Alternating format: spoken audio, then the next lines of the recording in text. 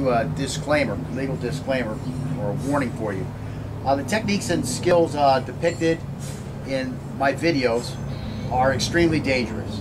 It is not the intent of myself or anybody working out with me, or of YouTube probably, to encourage you viewers to attempt any of these techniques or drills without proper professional supervision and training. Attempting to do so can result in severe injury or death. Do not attempt any of these techniques or drills that I show on these videos without supervision of a certified instructor and a checkup to make sure that you are in the proper health to involve yourself in these physical activities. Again, I disclaim any liability from any damage or injuries of any type that viewers or users of the information contained in these videos may encounter from the use of this information. I'm basically doing this for it's being presented for academic study only, and then you get with a qualified instructor, and you go through it with somebody who knows what they're doing. Again, the lessons in this course describe several situations that we would employ armed or unarmed self-defense. However, the methods of self-defense we describe may not be legal everywhere we go. It is important that you consider the legality of the methods in the place you are at. We consider it highly prudent that you become informed on the laws of armed and unarmed self-defense, wherever you find yourself. That's your responsibility. Again, I'm just talking about in this class what's prudent and legal where I'm at, which happens to be South Florida, where you stand the ground law, which is a lot different than it is in other places. So again, just wanted to get that out before the whole video gets started. Okay, what we're going to do now is we're going to look at the third of the 6 steps of the handgun disarm. This control the muzzle. When we advance a handgun disarm defense to the third step, control the muzzle, we want to control the muzzle of the weapon so that we remain safe from it by keeping its line of attack off of the center line. Let's look at where we left off after step 1 and 2. After we've cleared the weapon's line of attack, we now have one hand posted or chambered above the muzzle and one hand posted below the muzzle, and both of our arms are going to be between us and the muzzle. Our goal is to have contact with the weapon or with the threat's forearm so that we trap the arm from moving towards us. One concept I focus on in my classes is that a trap should precede a catch because the trap limits the movement, making a catch more practical. So again, a trap is, I'm just keeping him from moving towards me. Like a parry is a type of a trap.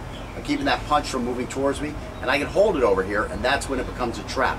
When I hold it over there to keep it from coming back to me. And that's what we're doing with this move here. After we twist and we step, we've got the hand trap.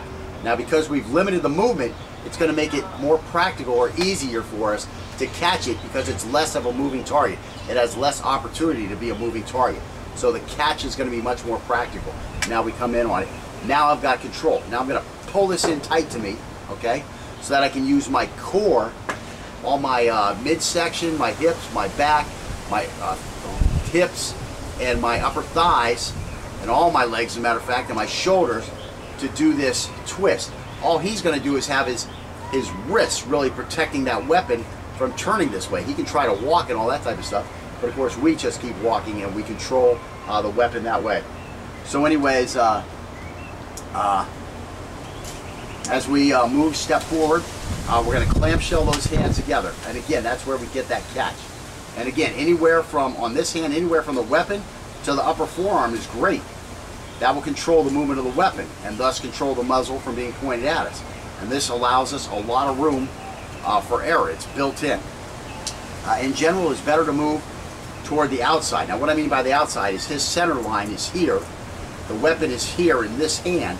So I want to move to the outside, okay? I don't want to move to the inside because I move into where this free hand is and where it can hit me, okay? That's with a righty, let's say. So again, it's a position where we're less susceptible to attack. However, this does not mean that we should practice one disarm for lefties where we're moving to the outside and another disarm for righties where we're moving to the outside, because that dilutes our skill going to one direction or the other. And the reason that I say this is because it's most likely that we're going to meet a threat that's right-handed, because most people are right-handed. So we should focus almost all of our practice, or in my belief, all of our practice, using a technique that works best against righties. This is my personal opinion. Yours may vary. If you want to practice moving to the outside against a left-handed guy, that's up to you. But remember, the more variations you practice, the less repetitions you will have time for on each variation, and the more choices you will have to make when you're facing the actual threat. I mean, if you practice doing it one way, you're always going this way. Well, when a righty comes, you're to the outside, and you're not going to have to worry about dealing with this hand. I mean, yes, he can still punch you, but because you've got this one trapped and caught, he can't really pivot into this. He can't pivot into this punch. He's got to like throw it across, so it becomes an arm punch. He can be real smart and like push here with this arm as he's throwing that punch to get this twist in. But now he's moving away from you. There's only two guys who can knock people out while they're moving away from him: Muhammad Ali and Anderson Silva. Of course, that will be open to debate, and I really don't want to debate it, so save your comments for that one. But anyways, the best thing that I'm teaching you I'm teaching you what works in almost every variation you can encounter. We're going to see variations at the end, and you're going to see that this movement, if you just practice moving this way right here, you can use that movement no matter where the gun is held on you. If it's to the right of you, if it's to the left of you, if it's behind you, if it's held high, if it's held low. The same technique works for everything. And again, this is with the keep it simple philosophy that I like to do in all my stuff. I mean, you've got a gun point at you, and you practice going this way and this way. Now you're sitting there thinking, okay, which way am I going to go? You know, which hand does he have the gun in? And now the OODA loop is working against you, because you're slowing down when you get to your decision phase. You're stalling at your decision phase because you practice it different ways. If you practice it one way, one way, one way, one way, there isn't a decision to make. There isn't, did I get it wrong because I practiced most of the time this way, and now I had to go this way, so you know I wasn't trained enough to do it properly. You don't have to worry about that. Put all your work into one way. It's going to work with every variation, as we'll see later on. So let's see. A perfect catch is going to leave one hand grabbing the muzzle from underneath, and our other hand gripping the threat's wrist, or again the top of the weapon here, and having it right in the center of our chest. As we capture the weapon or grasp, again we pull it towards us, and we step closer to the attacker. So we've got this step here, and now we're actually going to be stepping in with the other foot, and as we step in with that other foot, that starts the twist. That's going to bring about the disarm. You want to step almost onto his other toe as you do this. Let's see. Just adjust my screen here. This is an intuitive, primitive gatherer movement. So it's going to occur naturally, even in untrained individuals. Grab something and pull it into you. It just happens. I mean, that's almost instinctual movement, you know, pulling it into you. I mean, we're hunter-gatherers, right? So we gather. Even if you don't control the weapon before the threat swings it towards us, our body is positioned where the threat will have to change his orientation. He's going to have to move over here to get the weapon off. So yes, he can use just his wrist, but that's probably the easiest thing to fend off, is against his wrist. And of course, we have feet. We can continue to move to avoid that muzzle as it's turned towards us. It's definitely not a static technique. It's not a one-size-fits-all. You know, there may be, if something goes wrong, a situation occurs where you have a problem, you can fix that. That's what this technique allows for. It allows the most room for error.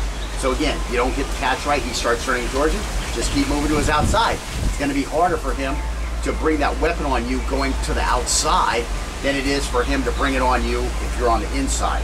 It's going to be easier for him. The angles, the body just isn't made to get back here if you move back over here. Now you can trap his upper shoulder. There's lots of things you can grab onto, and all the while you're using this to keep his upper shoulder off you. This hand is still here perfectly to try to get another catch in here. So let's see. The one thing, and again, I talked about the margin for error that this technique has. Most techniques that you see on the internet, they say, okay, yes, reach out and snatch this thing. They never show you what do you do if something goes wrong.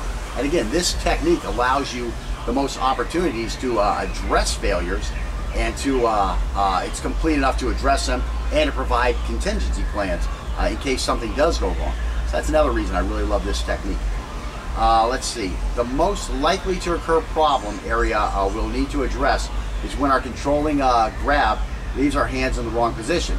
When this occurs, we must work one hand at a time into the proper position. This is made easier because we have two hands controlling the weapon, so one hand will be able to take a split second to reposition while the other hand keeps the weapon controlled. Again, by control, the only thing we're worried about is keeping this muzzle off of the center line, keeping its line of attack off the center line so we can't be injured from it. Let's see. So let's start off, hang on one second.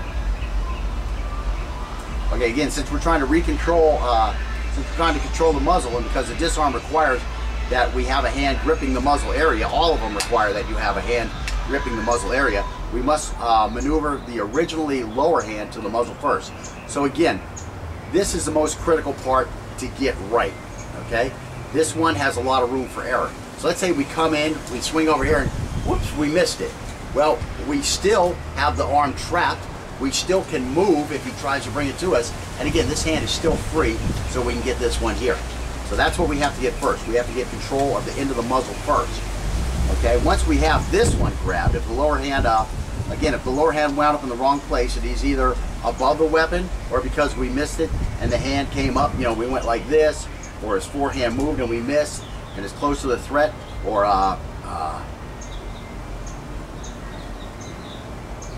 so he's going to be worried at that point about getting the muzzle back on us. Well, we already have this trapped over here, so this is going to be easier for us to get a hand on. In either case, whether we miss here or here, he's not going to be worried about where this hand is. He's going to be worried about getting the muzzle back on us. So it's going to be relatively easy for us to get this back on here. If anything, he's going to bring that other hand in to try to help turn the muzzle back onto us. And again, he's not going to be paying attention to this hand, and this hand's going to be able to get back onto that muzzle. So that's probably, if you're going to miss somewhere, this is where you would want to miss. Let's see. So again, the only thing we have to watch out about is that we don't bring our hand back in front of the muzzle at the same time while he's shooting. If our hand whiffed and it is now above the muzzle, so let's say somehow we whiffed in here, we're up here now. Now we have to grab the muzzle from above. So we're just going to have to go like here and get it here. We don't want to come back under here and try to grab underneath. If somehow we whiff and we wind up above it, just come straight back down on it. That's the most direct route, rather than spend all this extra time to come back under here and again exposing yourself to the muzzle. Just come back down on top, get it here. The technique can be done just as easily here as it can be done from here. The only thing about here is you can bring it in and you use more of your core in the torque to actually, when we get to the disarm. Here, it's further away from you. There's a lot more, what do I want to say? Looseness, let's say, in this technique, but still it can be performed. Okay, so let's see. If the higher hand is in the wrong position, it is probably too close to the threat's elbow. Again, if we're going to whiff on this thing, we're not going to whiff this way because we're stepping in. I mean, if he pulls the weapon in, you just track in with it. If you wound up over here, now you got a problem. But anybody, if he's quick enough to get this, again, all the way back in, you're shooting for your trap over here. I mean, if you're going to whiff, you're going to whiff here.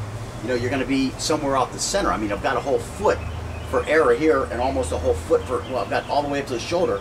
I've got almost 2 feet for error on this side. So that's not going to be your problem. If he brings it way up here, that might be a problem. But now we're just going to come back up on his arm this way, with our trapping arm. If he goes low, we're trying to go this way, well, we're just going to push this thing down. You just have too much room for error with this hand for it really to whiff. So again, a whiff is going to be probably that you're too far up on the arm. And again, that's okay because you're still trapping him and keeping him from moving towards you, and now you're just going to bring this hand underneath. So again, you just have a huge amount of room for error. So again, it's probably too close to the elbow, but even this is not a big problem if the other hand holds the muzzle from below. All you got to do is slide your hand down to here. Let's see. And again, the only time it would cause a problem is if, you know, we kept our hand here and we went to do our thing, our disarm with the torque, and this guy just has ham hocks for forearms, and you can't spin it, so you need to come in here, and then you're going to have the disarm. So again, all you got to do is slide the hand while continuing to keep the threat's forearm trapped between our hand and our torso. You know, keep it from getting towards our torso, so that he can spin the weapon towards us. Let's see. A wide variety of other circumstances could occur to increase the challenge to control the weapon, and this is where the technique has other built-in contingencies to assist our efforts. This can't be said of other techniques where the defender tries to use one hand to snatch the weapon near the muzzle. Again, you miss here, and you've got big problems because he can bring the weapon right on you. We're not trying to snatch with that hand. We're just trying to trap, and then we're trying to do the snatch here. And again, this trap is what blocks off all the contingencies of the miss with the catch.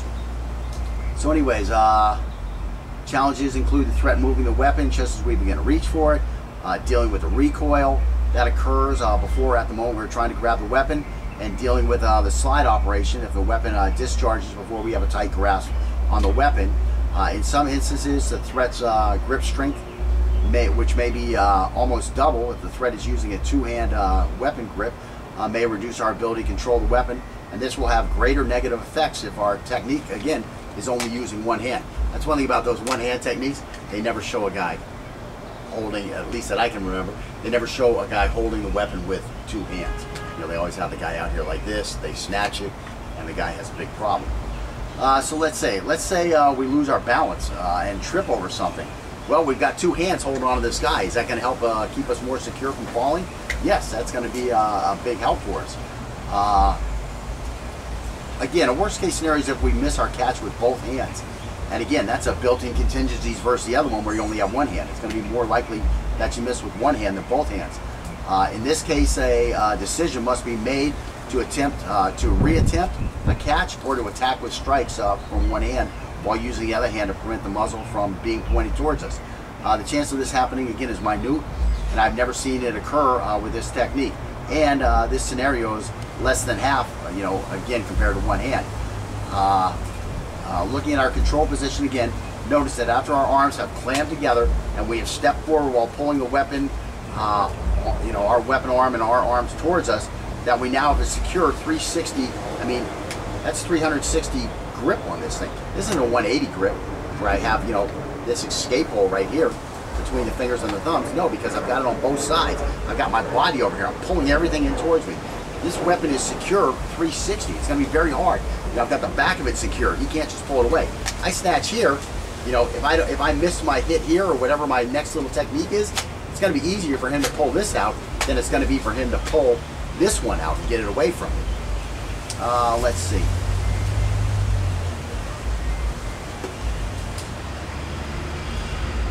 Again, we're even using our torso, our forearms. We've got so much control of this weapon. It's going to be almost impossible for a guy to get it from us. The only avenue of escape, again, is to pull it back, and this won't be easy. We have two arms, hands grabbing onto this weapon.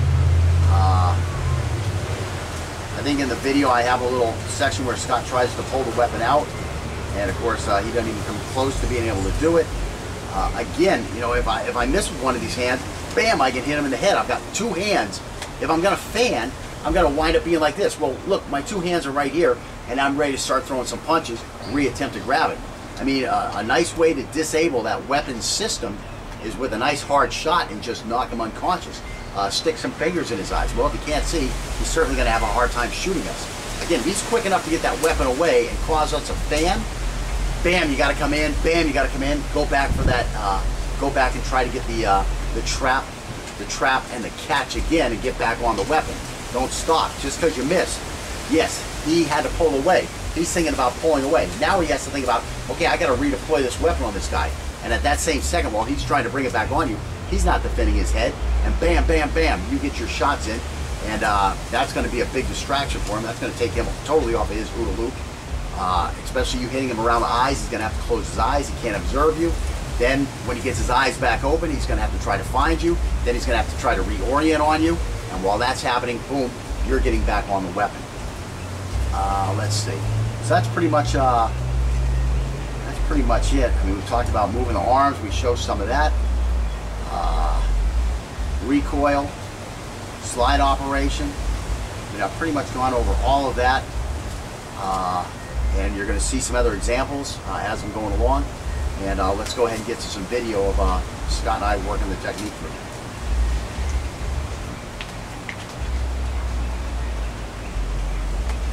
This way. Give me all your money, bitch. Okay, I'm gonna get the money. All right, get the money. Can I get a little meat? You got all the meat. Just hang one time. Okay, again, weapon up. Again, what I'm doing is I have my hands up. He wants my hands up. Okay? I've got to get some kind of distraction, and then I've got to clear the muzzle. And again, I want to have some kind of movement combined with some kind of thought process on his part that will distract him enough to make the control move smooth. And again, if I've already got some movement going, that's going to be easy for me to turn the key over to get the motor moving so I can get out of the way. So again, the big thing is just showing the movement. This coming down.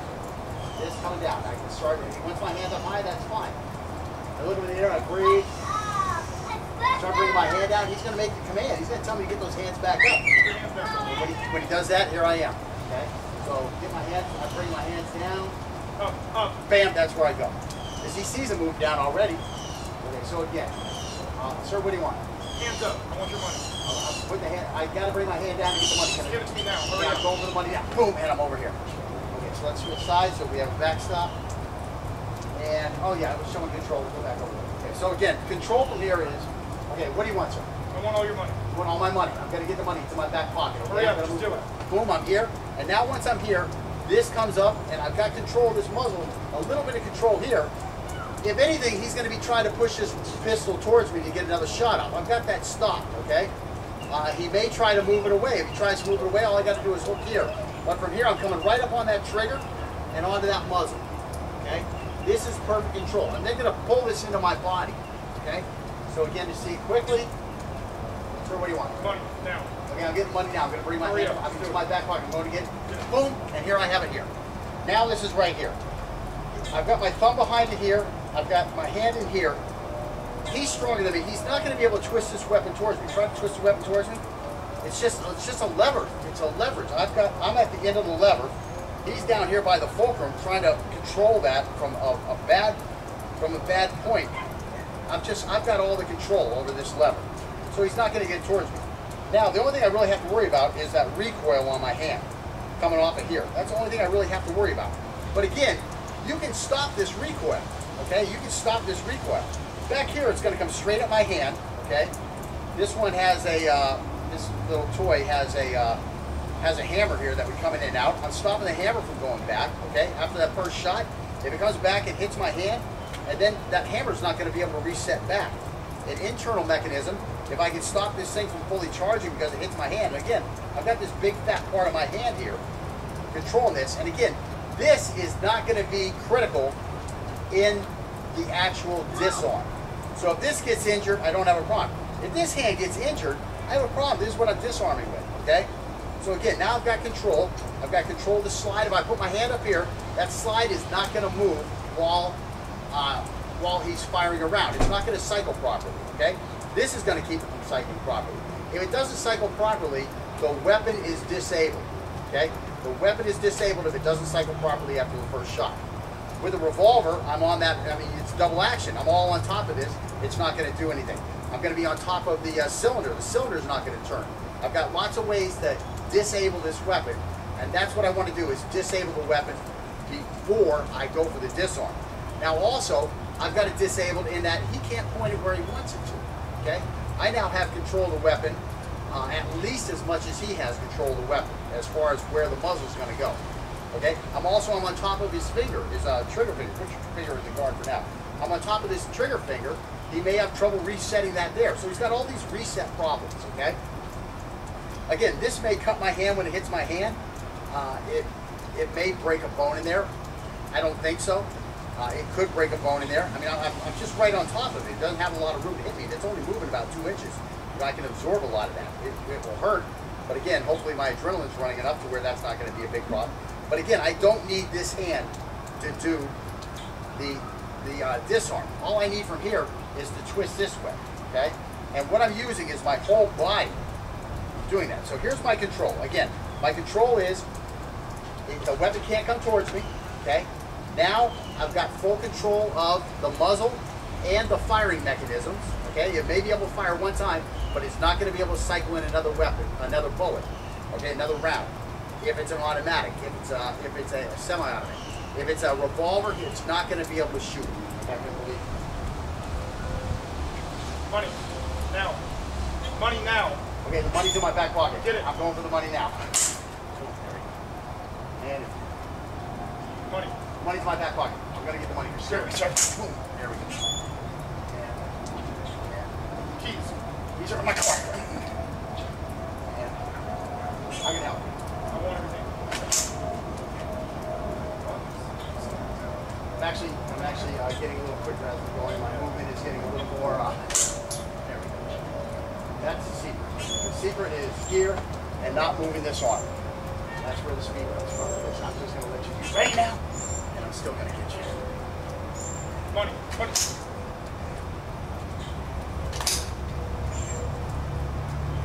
What do you want, sir? Money. I'm going to move to get the money right now. That's all. All right, so now we're going to let Scott. You want to be here like this. This, now squeeze that. That's where you want it. And then this one. So we're not going for the gun per se with both hands because it's small, okay? If I'm coming back here like this, you see I've got all this room, or let me do this other way. I've got all this room to help control the weapon. I'm not just coming out here with my hand where all I've got is this much room, okay? I've got all of this room, or he, in this case, has all of this room to control the weapon. It's much safer. I have much more room for error here. And then all I have to do is curl the hand down. Yeah, just come there. I'm going to catch that. And this guy's going to come from underneath. I'm not going to be able to get out of there. Okay? By far, it's a safer thing. There you go. That's what you want to pull it in. You want to pull it in somewhere on your chest here. And again, I can't twist it. You'll see that in a second. Okay, so you ready?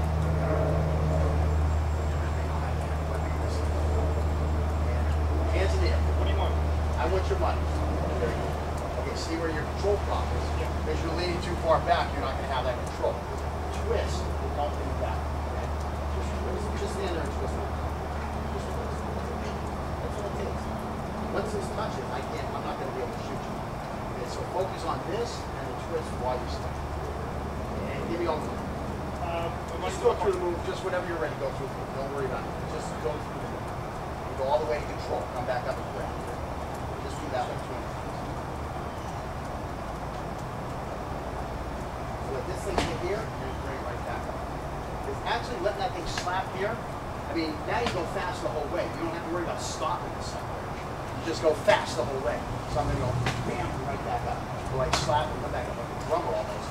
But I mean, when you're going here, and you're stopping your hand here, the problem is to stop here, you have to start slowing down somewhere here. And when you start slowing down, everything's going to slow down. So you really want to be bam like this. And look at the twist. It's a twist. It's a twist more than a lean.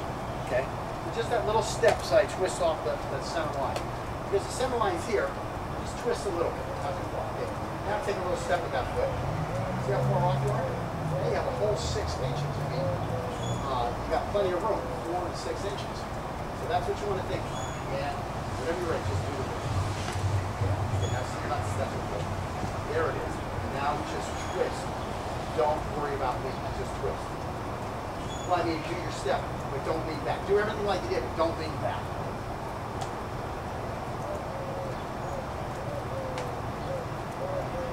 Now slap that leg like that.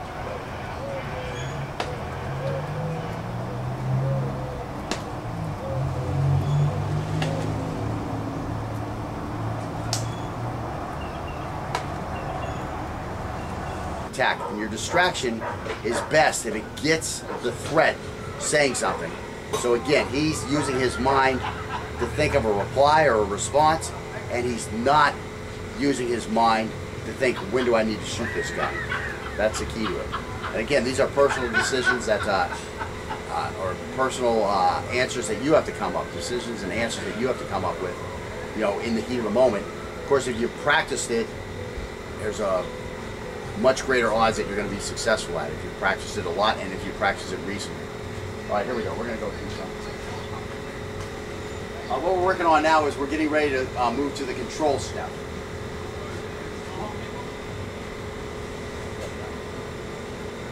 Okay, so this time, after you get down here, just come back up and close it. And I'm not going to shoot at you first. I'm going to pull the trigger, but I have to save it. Okay. So what I'm doing is I'm just focusing on the front sight, and I'm pulling the trigger. And when I pull the trigger, if his body is still behind the front sight, I would have shot him. If his body's not behind the front sight, I would not have shot him. And this way I can give him some feedback like, I might have got you, I definitely got you, or nice, I didn't get you. And I can give a little bang while I do this also. But in general, I'm just trying to give him some feedback without too much pain impetus. All right, give me the money. All right, there we go. Yeah, I was way off. Give me the money. The money back. I got you. Yeah, give me the money. Back. Okay, now what you're doing, you're pawing me down. Be careful because you're pawing me right onto your hand, which I'm not sure I would have got it, but I might have, okay? The twist, the twist, the twist. And give me the money. Go ahead and get the money. Bang. Now you are pulling me down, yeah. Because you're pulling me just above where your hand is. Okay, now go to the control and just bring the other hand up at the same time. And try to get control of the weapon. Okay? And give me the money. The money, I need all your... Now, yeah, go ahead. Everything was good there, but you got a clamshell. Give me the money. Go ahead and give a good slap here. I mean, bring this down fast enough to where... Here's the problem. If you're trying to go fast this way, and you try to stop here, you have to start slowing down somewhere over here. You know what I'm saying? So let the body actually stop you, instead of you working on trying to make use your body to stop you. That will actually slow you down. So come here, and once it hits, like a drum almost, bang, come back up. Okay?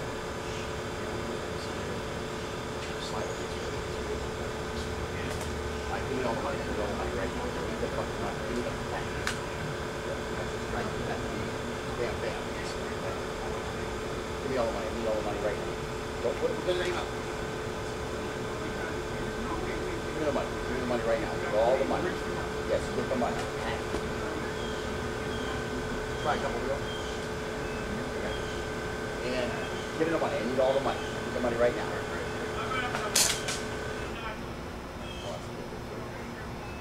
And give me the money. Give me all the money. Okay, get the money now. Give me it.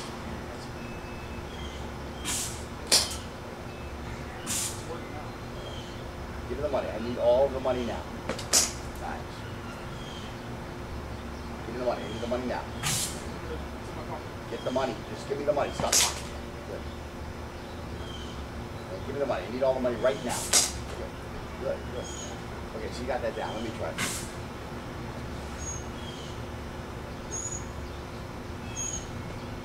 What do you want, man? What's in your pocket? He started talking for me. Now he started talking for me. That's another good time to go for it. He's talking for me. He's distracting himself. Money, everything. How high do you want my hands? I want you.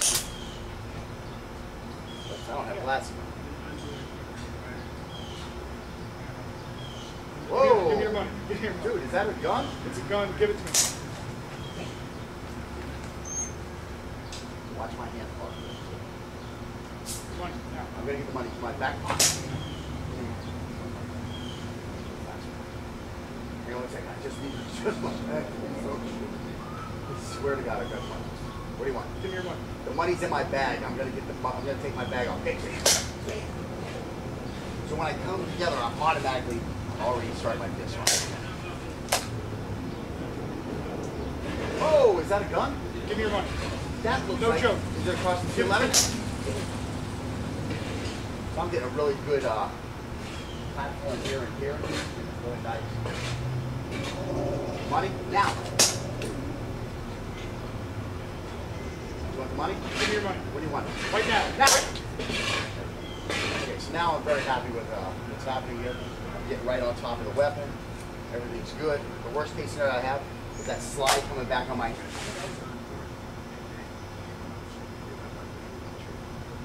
Okay, ready? Give me the money. I need the money right now. I'll shoot you. I will kill you dead if I don't get the money. Nice. That's what we're going to do. Get to there. Just slap it down and come right back down.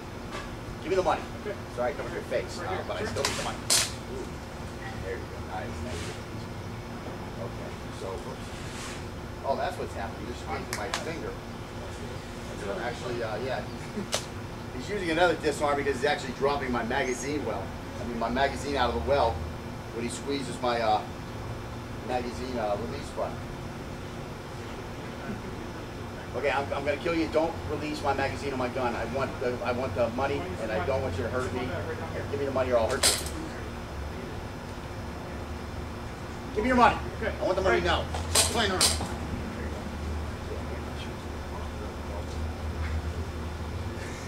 Dog next door is sniffing the grass where the rounds are impacted. Okay, we got to be okay for the dog. We're going to leave the dog alone. And oh, I better go after this. I better go here after that. That's all I have to say. I just don't buy it. And there's other techniques out there that are even worse. The list goes on and on. If you come out here again, there's one where the guy like grabs like here, then he like pulls it down this way. There's other techniques where, yeah, I think there's a guy who goes like this and tries to grab this way, then he like strikes here and takes the weapon. I'm not saying these techniques don't work.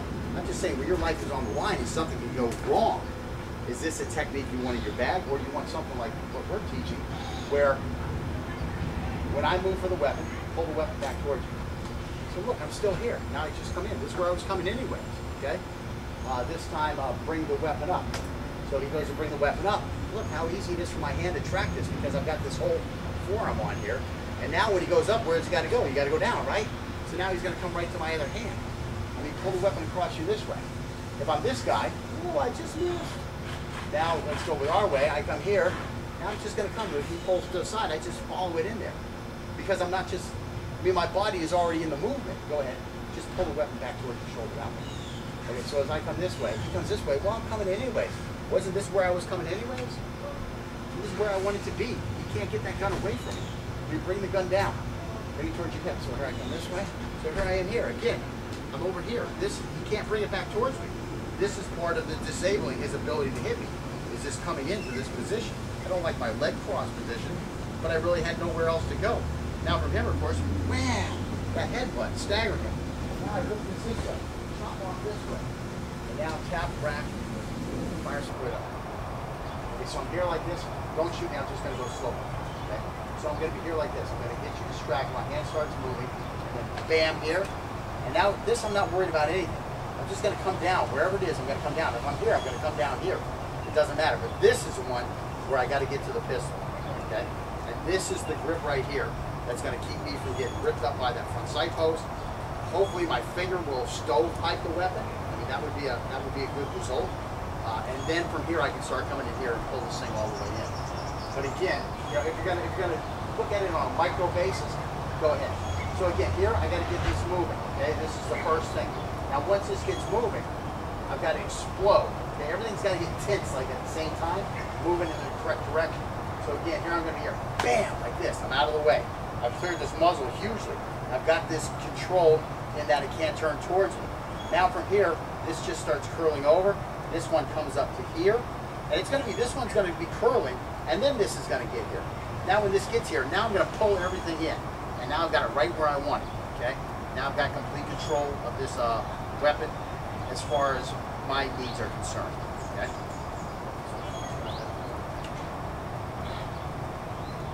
He has been shot. He's bleeding through his t-shirt, okay? Just go put the shirt on the, just walk straight up like that, and just put that in front of the lens. A little closer, make sure you can see it. He's got he's got at least 2 holes in his body. So it's not for the faint of heart, you know. not for children. You can see how easy you got the head off though. And again, that's the thing with this thing. It doesn't matter where the weapon is. You know, if I'm at center mass, if I'm up in the chest, if I'm on his head, it's actually easier if he's pointing the gun at your head, okay? Because you only have 3 inches that you have to clear off of his line of attack. That's all I have to do. It's much easier to get off of that. This is the hard part because it's a whole foot. You got to get that arm out of the way and everything. Okay, give me all your money. Get the money. Okay, get the money. There you see how far off? I mean, you tapped it over here, so now I'm like 2 feet off again. There's nothing I can do. I'm going to try to get 2 shots this time. Let me ask you this. How much pressure do you have on the trigger when you're doing this? Do you actually have pressure on the trigger? Faster. Okay. And give me all your money. Reach for the wallet. Okay, reach for the wallet. See, even 2 shots. Now that slide would have probably come back as you were grabbing it, but that is actually going to interfere with the proper cycling of the slide and the ammunition being chambered. Oh, I mean, it might. But again, it could cause problems with the trigger. I mean, you get your finger between here and the trigger. If this is in single action mode, you know, your hand is in here. Again, the weapon's disabled. He's going to pull that trigger. And now when your finger comes out, it's not going to be enough pressure to hit the striker with enough pressure to cause it off. So you've disabled the weapon. So, you know, we're actually disabling. That's what we're trying to do, is disable the weapon before the disarm. We can also work on disabling the actual shooter before the disarm, and we'll show some of that stuff later. Okay, so again, here we are here, and get the adrenaline running on him. I want all of your money now. Okay, don't talk it. You have complete control of the weapon. Okay, so now, what do we got? Let me try one. Just gotta be sure. I'm gonna shoot you this way. Bitch, give me all the fucking money. Get your hands up and give me the money. So, I mean, you can see it's with a little work, you're ready to roll. And the big thing is, if you get me talking, I gotta turn off the talk before I can turn on the shoot. And that's a big thing. And like I say, military situations, you just want to distract this guy to where he has to give you some kind of command. Some kind of command. I mean, if he's behind you, you're going to stop. But we're going to look at behind later. Right now, we're just getting the basics of in front done. Behind is actually much easier. The big difference with behind is a lot of times you're actually starting the control portion and a little bit of the clearing with the other hand this way. But still, we come to this exact same place and we're going to grab. That's the thing. The guys here, put the gun behind him just so we can show them real quick. And again, it doesn't matter. Put in whatever hand you want. I don't care. Put in whatever hand you want. Put it high, put it low. Give me all your money. Whoa! So again, here I am here, and bang, I'm back here. That's it. It's the exact same move. Go ahead again. Money, now. Okay, I'm going for the money. It's in my pocket. Okay, good. Now you want to kind of try to, that's what you want. You want to feel that weapon. Where is it? Is it high or is it low? But again, when I go, I've got to do the exact same thing. I've just got to come here to this draw stroke. See, I'm out of the way now. Now I'm coming up here. He can try to bring the weapon on me. After I move, try to bring the weapon on me. Okay, so here I am here. So see, I've got this weapon. I'm just going to circle right around it. And again, if I get shot, I'm going to get shot in this left arm, which again, if I was going to get hurt by the recoil, by the slide action, it was going to be this left hand. So I'm going to get shot here. That's why I like to go this way. I don't want to get shot in my right side if I can help it. Okay? But a lot of times, with the guy straight in front of you, you just got to go this way because you want your control with your right hand. So you're exposing your right shoulder. But here, I don't even have to do that. I got this problem right now, this little thing right here. So here I am, I'm off. That's it. The shoulder is clearing him right now. Now if he tries to move towards me, now my hand is here. Now I got this one here. Now we're right back in the same situation. So our disable and disarm is going to be exactly the same. See, I can start headbutting him. I can knee him to the groin right now. If we're having a fight for this gun. You know, if he's, now I'm going to get a good grip on, bam, to the knee. Bam, now I'm coming in with this. The disarm move is distracting enough. It's damaging stuff enough to where, you know, this extra disable stuff, it's nice and well. You know, for some reason I don't have a good grip on this. I lose this grip here, go ahead. Now I only have this one here. I'm going to start headbutting. Now I can get this hand back on here. You know, whatever happened, you've got to keep fighting. It still is a fight. And until I'm 100% sure that I've got control of that weapon and I can perform my disarm, you know, I may need to keep fighting. And we'll look at all that during the next lesson when we wrap this up here, when we finish up with the disabling and with the final disarm. And we'll see you later. So you feel decent? I mean, Yeah. you're not getting shot as much as you were. You only got shot how many times that time again? 3 over.